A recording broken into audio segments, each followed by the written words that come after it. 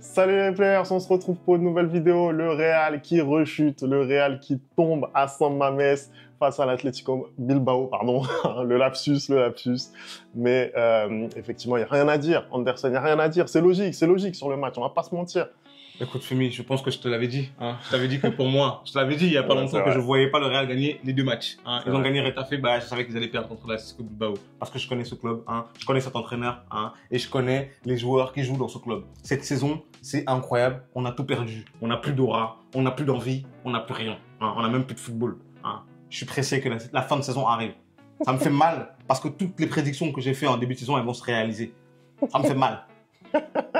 Et que je vois encore certains supporters venir défendre certains joueurs dans les commentaires. Je peux plus. J'ai plus l'énergie. Non, parce qu'on dit de penser à la santé mentale de certains joueurs quand on les insulte, mais pensez à notre santé mentale à nous. Moi, je suis supporter. Est-ce que vous pensez à ma santé mentale? En fait, il y a des joueurs qui sont responsables de ma santé mentale directement. Ça m'affecte, en fait. Aujourd'hui, c'est censé être un jour de célébration pour moi. On va en parler. Mais je me retrouve à crier dans mon salon à 21h30. Vous trouvez ça normal? Vous trouvez ça normal? Les émotions que vous me faites vivre, normalement, je dois être dans un jour de joie, de célébration. Allez, générique, on en parle tout de suite.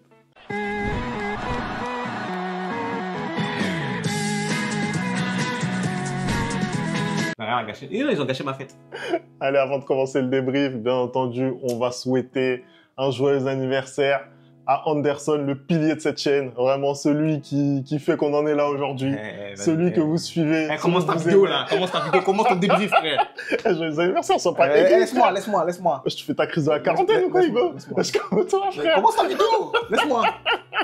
Là, tu crois qu'il y a des raisons de célébrer, là? Calme-toi. Il y a des raisons de fêter, là? Calme-toi.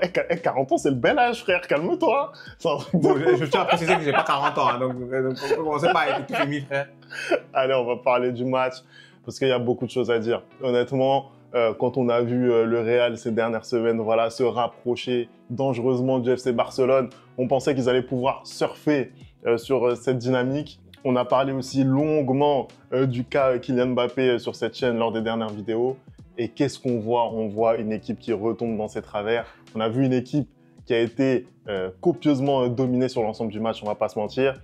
Et est-ce que, Anderson, je te pose la question, est-ce que c'était l'équipe à aligner ce soir en milieu de semaine, un mercredi? Est-ce que c'est ce qu'il fallait faire? Déjà, j'ai envie de te dire que je suis pas surpris parce que Femi, tu es en train de dire qu'on a vu le Real, comment dire, ces derniers temps.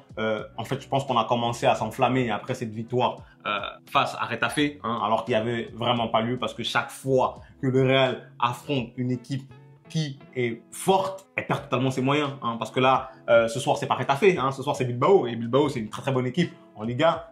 Et face à une bonne adversité, ben, les joueurs du Real et l'entraîneur du Real est totalement dépassé. Quand tu viens à San Mamés et que tu alignes un milieu de terrain avec Jude Bellingham, Ceballos, Aurélien Tchouaméni et Federico Valverde, un milieu à 4 à plat, ça montre juste que tu n'as aucune ambition. Je suis désolé Femi, ça montre juste que tu n'as aucune ambition parce que déjà revenir avec ce 4-4-2 à plat, ça montre que tu n'as pas d'ambition et que tu n'as pas de suite dans les idées. Parce qu'encore une fois de plus, dans ce 4-4-2 à plat, Jude Bellingham se retrouve à gauche, ce n'est pas sa meilleure position. On le voit encore dans le match que la seule fois où il est dangereux, c'est quand il est dans cette position de faux numéro 9 en fait. Donc faut arrêter avec ça. Et puis quand tu m'alignes un Tchouaméni et un Ceballos ensemble, un Tchouaméni qui revient de blessure, ça fait 3-4 semaines qu'il est blessé et tu l'alignes directement. Mais c'est quoi le message que tu donnes en fait? En sachant qu'il est sur un début de saison très compliqué. Très compliqué, c'est quoi le message que tu donnes? Le message que tu donnes, c'est juste que tu as tes 11 titulaires et que peu importe ce qui se passe, bah, c'est toujours les mêmes gars qui commencent en fait. Tu n'as aucune lecture physique parce que c'est bien beau de venir faire le mariole en conférence de presse, nous dire que tu as plus de 20 ans de carrière, tu as plus de 300 matchs,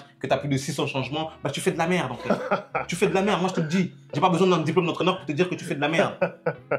Parce que je vois pas comment dans un match comme ça, tu peux aligner 3 profils similaires. Un Ceballos, un Tchouaméni et un Valverde. Qui sont pas des créateurs en plus. Qui sont pas des créateurs en plus. C'est quoi le message que tu donnes? Tu n'as aucune envie de créer le jeu avec ça. Surtout que le match d'avant, c'est vrai que ça a été compliqué au début pour lui, mais après, plus le match avançait et mieux il était, Brahim te sort un très très bon match. Et ce soir encore, quand il rentre, tu vois qu'il te fait une très très bonne rentrée. C'est quoi le message que tu envoies à tes jeunes comme Henry ou comme, comment ça s'appelle, Arda Güler, quand tu ne les fais pratiquement jamais jouer, quand un mec rentre de blessure après un mois et qu'il a aucun rythme, tu viens de faire jouer un match comme ça? C'est quoi le message que tu envoies? Le message, c'est que la hiérarchie, elle est claire et que les joueurs, quand ils sont dispo, les joueurs titulaires, ils jouent. Bah, tu dois dégager. Pour moi, je suis désolé, Femi, tu dois dégager. Si c'est ça le message que tu envoies, tu dois dégager parce que tu as toutes les difficultés du monde depuis le début de la saison, mais tu ne fais pas tourner en même temps. Tu vas pas. En fait, ça va pas se régler. En fait, tes joueurs qui sont pas bons depuis le début de la saison, ils vont pas d'un coup miraculeusement devenir forts, en fait. Quand ça ne va pas, tu fais tourner. Quand ça ne va pas, tu mets en confusion. Écoute, il y a des joueurs aujourd'hui, leur état mental ne leur permet pas de jouer au foot. Je suis désolé. Leur état mental ne leur permet pas de jouer au foot parce que quand on voit les prestations qu'ils alignent depuis le début de la saison. Tu penses à qui? Je veux pas. Non, mais tu sais quoi? En fait, de vrai, aujourd'hui, j'ai compris quelque chose. Je vais plus laisser ce gars affecter mon état mental. Je dirai plus son nom sur cette chaîne. Non, je ne dirai plus son nom sur cette chaîne. On va l'appeler Voldemort. On va l'appeler Voldemort. Je ne dirai plus son nom sur cette chaîne. Parce que je suis désolé, quand je vois ces fans, ces aficionados, s'extasier par rapport à ce qu'il a fait la semaine dernière contre Retafe. On a entendu golasso. On a entendu golasso. Non, c'est un beau but. C'est un beau but. Mais moi, je l'ai dit. Moi, je l'ai dit que je n'attends pas ça de lui contre Retafe. J'attends ça de lui face au Milan. Là de ça, c'est un but banal. C'est un but banal. Et Kylian, dès comme ça, il en a mis des... Non, mais parce que, en fait, je me balade un peu sur Internet. On me sort des statistiques comme quoi il a mis 10 buts en 19 matchs. Mais va voir la gueule des buts, Femi. Depuis le début de la saison, on fait le monde et la charité avec ce mec-là. Ça lui donne des pénaltys gratuits. Au début de la saison encore, il les mettait. Maintenant, il les met plus. Ça lui donne des buts gratuits. C'est vrai. Et encore une fois, le penalty, quand tu regardes la façon dont il est tiré. C'est le même. C'est dramatique. C'est le même que contre Liverpool. Honnêtement, c'est dramatique. Tu vois ce que je veux dire? Ça fait presque de la peine de voir ça parce que, honnêtement, tirer un penalty comme ça, quand on s'appelle Kylian, on revendique peut-être le titre de meilleur joueur du monde, on voit ça, c'est terrible. Mais tu sais ce qui me désole le plus? C'est que dans ce match-là, on perd 1-0. On repart à l'avant, Rodrigo a une très belle action d'ailleurs, il lui met une très belle passe en retrait pour le 1-1. Il te fait une passe, parce que c'est même pas un tir, j'ai même pas envie d'appeler ça un tir, c'est une passe. Il te fait une passe au gardien adverse, Déjà, il rate le 1-1 à ce moment-là. Après, il y a un penalty pour revenir à 1 partout, et il le rate. En fait, moi, ce qui me dérange avec les penaltys qu'il rate aujourd'hui, c'est que ce sont des penaltys absolument cruciaux. Ce sont des penaltys où tu dois absolument revenir dans le match, et ce mec n'a aucune technique, n'a aucune... Comment dire? En fait, j'ai vu une statistique, il a raté 4 de ses 9 derniers penaltys en club. Il ne sait pas les tirer. Et surtout, comment tu peux lui redonner un penalty quand tu vois la manière dont Bellingham l'a tiré avant? C'est pas... En fait, là, c'est ce que je dis, c'est un manque, excusez-moi les termes, un manque de cojones de la part du coach. Parce qu'il ne prend pas les décisions. Parce que quand il vient en interview, il vient te dire que, normalement, c'est entre Vinicius et Mbappé. Et quand Vinicius n'est pas là, c'est entre Bellingham. Mais non! Il ne doit plus jamais toucher le ballon pour tirer un penalty. Et je suis désolé, mais j'insulte tous les supporters du Real qui étaient ravis. Parce que ce week-end, quand il y a eu le penalty, il allait prendre le ballon. J'ai vu tout le stade Santiago Bernabéu crier pour qu'on lui donne le penalty. Bah, c'est honteux. Non, mais c'est honteux. Je ne reconnais plus mon club. On parle quand même d'un club qui a sifflé Cristiano Ronaldo parce qu'il ne marquait pas pendant 3 matchs. Non, c'est vrai. Est-ce que les exigences de ce club sont arrivées au fond du caniveau?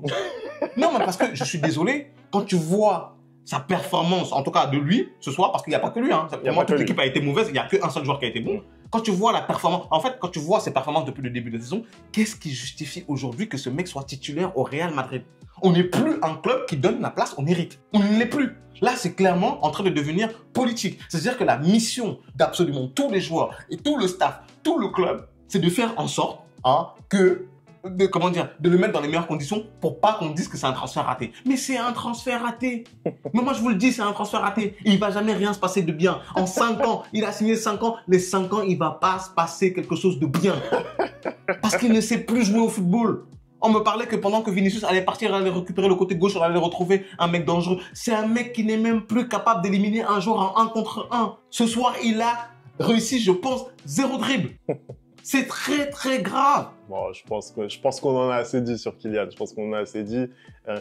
Malgré tout, si jamais ça s'arrête à 1 partout, après sa frappe, qu'est-ce qu'on aurait dit?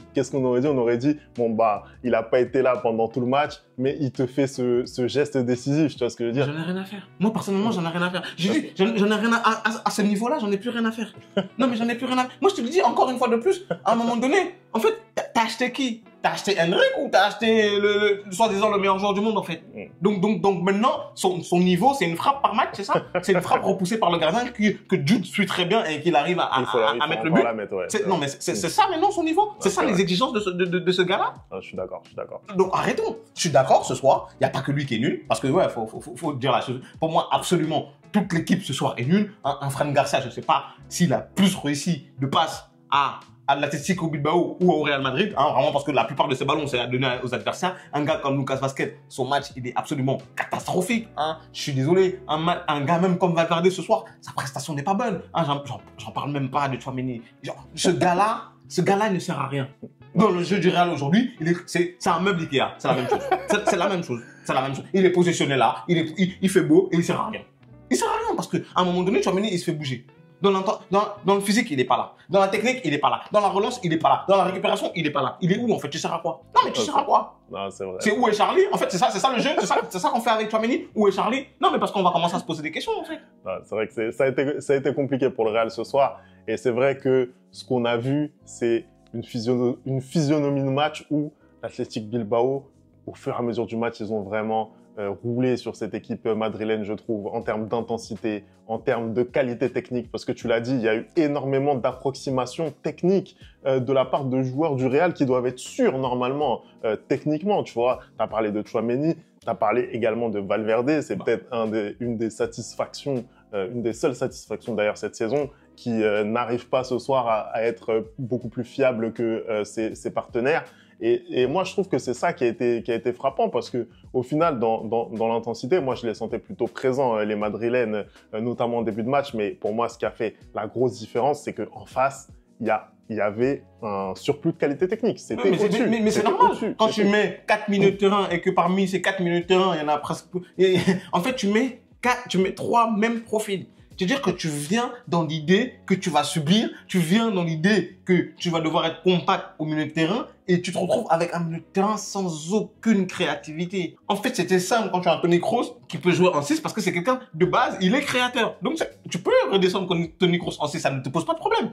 Tu vois ce que je veux dire? Aujourd'hui, ça te sert à quoi d'aligner à la fois Tchouaméni, à la fois Valverde et à la fois Ceballos? Ça te sert à quoi? Explique-moi. Et puis, le fait de faire des changements à la 87e minute, ça te sert à quoi?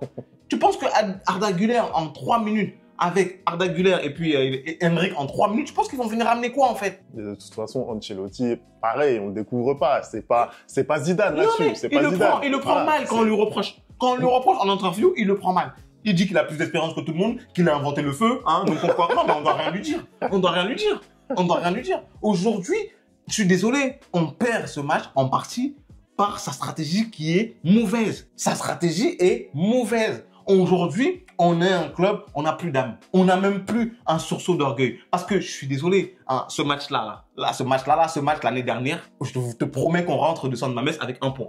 Ou même une victoire. Mais on n'arrive plus cette saison. On n'arrive plus. C'est-à-dire que l'année dernière, on avait des matchs où on était dégueulasses, mais on avait ce supplément d'âme, ce sursaut d'orgueil qui faisait qu'on rentrait avec les 3 points. Ou on rentrait avec le match nul et on entendait en interview, l'essentiel c'est de gagner et bah j'étais bien content et j'étais d'accord. Pour toi, qu'est-ce qui a changé pour toi, mais en fait, ce qui a changé aujourd'hui, c'est qu'on est rentré dans une sorte d'état d'esprit où il n'y a plus rien qui va. En fait, il y a trop d'interrogations autour du club. Il y a un transfert qui ne donne pas les résultats escomptés. Il y a la volonté de vouloir à tout prix camoufler justement ce côté qui ne va pas. Et donc du coup, il y a des joueurs qui sont sur le terrain qui ont pas forcément lieu de l'être. Il y a un nombre incalculable de blessures, je suis d'accord, mais l'année dernière, pareil, tu as composé aussi avec des blessures super importantes et pourtant tu as gagné la Liga et la Ligue des Champions, tu vois. Je veux pas tout remettre sur les blessures parce que grâce à malgré ces blessures-là, tu découvres un jeune, par exemple, comme Raúl Asensio qui, même si le premier but, il fait une petite erreur, mais je peux pas lui en vouloir parce que depuis qu'il est là, il joue très très bien. En fait, l'état d'esprit n'est plus le même. Psychologiquement, en fait, les jambes ne suivent plus la tête. Parce que quand tu regardes le match, tu vois qu'il n'y a qu'une seule personne qui fait les efforts et c'est Jude Bellingham. Quel match de patron encore de la part de Jude. Il est partout. En attaque, en défense, il n'y a que lui qui court. Aujourd'hui, j'ai eu l'impression que Jude jouait seul contre l'Atlético Bilbao. Seul. Non, c'est vrai que ça a été vraiment compliqué. On n'a pas un seul joueur qui est capable... ceux qui a surnagé. On n'a pas un seul joueur qui est capable de faire la différence, Femi. Je suis désolé, on n'a pas un seul joueur. Le seul joueur qui est capable ramener un supplément d'âme, de faire quelque chose quand on en attaque dans cette équipe, il est aujourd'hui blessé. Et quand je vois qu'il y a des supporters madrilènes qui osent me dire qu'on doit lui enlever son côté gauche, qui osent me dire qu'aujourd'hui, c'est pas le meilleur joueur de ce club, mais je sais pas ce que vous avez dans le cerveau en fait. Je sais pas ce que vous avez dans le cerveau. Et là, je te rejoins totalement. Je sais pas. Je te rejoins totalement. Et Anderson, en plus, ce qui se profile là, sur les 7 prochains jours, sur cette semaine, bah, ça va être compliqué. Il va falloir prendre des points à Gérone. Pas facile. Gérone qui fait quand même une bonne saison. Ils sont pas à la hauteur de la saison passée, mais ils sont quand même à un bon niveau. Et puis, il y a ce match importantissime avec ce déplacement face à l'Atalanta. Moi, quand je regarde ce match, je ne sais pas ce que tu en penses, Anderson, mais je suis beaucoup plus inquiet de cette défaite, par exemple, que celle face à Liverpool. Parce que, en vrai, aller à Anfield aujourd'hui, c'est une tannée. On l'a vu, notamment avec City. C'est une tannée, tu vois ce que je veux dire. Mais là, cette défaite face à Bilbao, c'est une bonne équipe de Liga. Voilà, Valverde, ancien coach du Barça, on connaît. Mais c'est une défaite quand même dans la manière qui est très, très inquiétante. Ben, c'est ça, en fait. Tu montres juste, Femi, aujourd'hui que face à une bonne équipe, une équipe qui est en place, qui sait jouer au foot, bah, tu n'as pas les armes. Tu n'as pas les armes et ça va continuer pendant 2 semaines. Parce que tu vas affronter Girona la semaine prochaine à l'extérieur. Tu vas encore à l'extérieur affronter l'Atalanta. Et je suis même pas sûr que tu vas aller gagner ton déplacement contre Rayo Vallecano. Je suis pas sûr. En fait, je suis sûr de rien. Aujourd'hui, je ne suis sûr de rien dans cette équipe parce que je suis désolé. Depuis le début de la saison, malgré les matchs qu'on a gagnés, parce que je crois qu'on a gagné des matchs 4-0, on n'a pas un seul match référence. On n'a pas un seul match où on a dominé de la tête aux pieds, où on est sorti du terrain, on se dit « Ouais, c'est le Real Madrid ». Il n'y en a pas un seul. Il n'y en a pas un seul. On a eu des fulgurances. On a eu des fulgurances notamment de certains joueurs, notamment comme Vinicius Junior, comme Jude Bellingham et tout. Mais on n'a pas eu de match collectivement abouti où l'attaque, la défense, le milieu de terrain a été parfait. Et c'est beaucoup trop juste aujourd'hui. Moi, je vous le dis sincèrement, je vous regarde dans les yeux parce qu'apparemment, on ne vous regarde pas assez dans les yeux. On va rien gagner cette saison. Quand je l'ai dit, quand je faisais des pronostics, vous m'avez crié, vous m'avez dit, ouais, non, j'abuse, on parle trop. On va rien gagner cette saison. Non, mais je le dis clair, net et précis, comme ça ils comprennent. Parce qu'il n'y a pas de football en fait. Ancelotti arrive à bout de ce qu'il peut faire avec cette équipe-là. Il n'a plus de suite dans les idées. Franchement, débarrassons de lui-même en janvier, en fait. On prend Solari, on jette la saison à la poubelle parce que, il n'y a rien à faire cette saison. Il n'y a rien à faire. Il n'y a rien à faire. Il n'y a rien à faire. On va aller faire quoi? Coupe du monde des clubs, on ne va pas la gagner.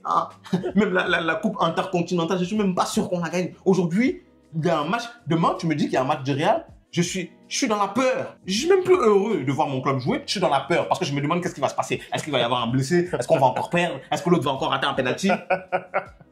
Je sais plus. Allez, je sais plus du tout. Non, mais je sais plus du tout. Je suis désolé. On va je ne sais plus là, du tout. c'est compliqué pour toi. C'est horrible. C'est horrible. C'est horrible de venir s'asseoir, de payer et regarder ce genre de prestations. En fait, c'est horrible. Non, parce qu'on est là, on dit ouais le Barça. Parce que le Barça, à côté, en plus le Barça ils sont gentils, tu vois, ils essaient de relancer un peu le championnat, ils perdent à gauche, à droite et tout, mais nous on profite même pas. Moi je te l'ai dit qu'on n'allait jamais gagner 2 matchs de suite. Je te l'ai dit ça, qu'il y avait un des matchs. Moi je pensais que ça allait être étaffé. Je vous avoue que je pensais que ça allait être étaffé et qu'on allait battre Bilbao parce que on n'avait pas battu Bilbao on n'avait pas perdu contre Bilbao depuis 2015. Mais malheureusement, comme il y a un mec qui est arrivé dans le club et qui est en train de détruire absolument tout le club, on est à la 5e défaite. On est en décembre, 5e défaite de la saison. L'année dernière on a perdu 2 fois. L'année dernière, on a perdu 2 fois. En plus de 50 matchs, on a perdu 2 fois. 2 fois. Là, on est 5e défaite en 11 matchs. Pratiquement, un match sur 2, on perd. Voilà. C'est ça le Real Madrid. On est devenu le Paris Saint-Germain. Voilà. Calme-toi, voilà. calme-toi. Voilà. Allez, merci d'avoir regardé cette vidéo. N'oublie pas les bonnes habitudes, @ le replay foot. Et on se retrouve très très vite pour une nouvelle vidéo. Ciao. Et que Dieu bénisse le replay foot.